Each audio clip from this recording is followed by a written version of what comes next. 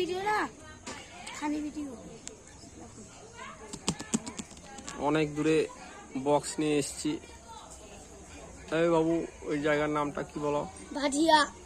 বাধিয়াতে এসেছি, গভীর রাত, এখনো কারেন্টের সাপ্লাই পাইনি, দাঁড়িয়ে আছি।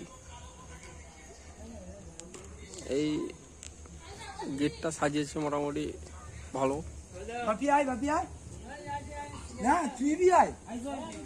মেশিন সেটআপটা দেখাচ্ছি। ঘরে আছে মেশিন সেটআপ।